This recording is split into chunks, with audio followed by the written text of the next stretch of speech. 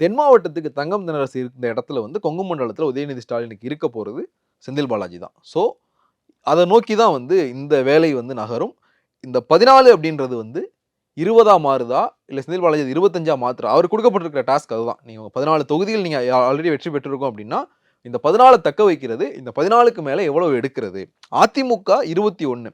நீங்கள் வந்து ஒரு 5 வருஷம் ஆன்டி இன்கம்பன்சிக்கு பிறகு தேர்தலை சந்திக்கும் போது இந்த தொகுதிகளை தக்க வச்சுட்டு நீங்கள் ஒவ்வொரு பாக்கெட்டாக தான் நீ ஒர்க் பண்ண ஆரம்பிச்சாங்க அப்படின்னா தான் அந்த ஆட்சி வந்து கண்டினியூ ஆகிறதுக்கான வாய்ப்பு இருக்குது. செந்தில் பாலாஜி அவர் எவ்வளோ ப்ரூவ் பண்ணுறாரு அப்படிங்கிறத பொறுத்து தான் செந்தில் பாலாஜியினுடைய அரசியல் எதிர்காலம் இருக்குது. ஏன்னா அவருடைய அரசியல் எதிர்காலமே வந்து ஒரு மாதிரி ஸ்டேக்கில் தான் போய் நின்றுகிட்டு இருக்கு. அவர் சூழ்ந்து இருக்கிற வழக்குகள் இந்த விஷயங்கள்லாம் சேர்ந்து. ஸோ இந்த 35 தொகுதிகளில் திமுகவினுடைய பெர்ஃபார்மன்ஸை பொறுத்து தான் செந்தில் பாலாஜியினுடைய அரசியல் எதிர்காலம் இருக்கும்.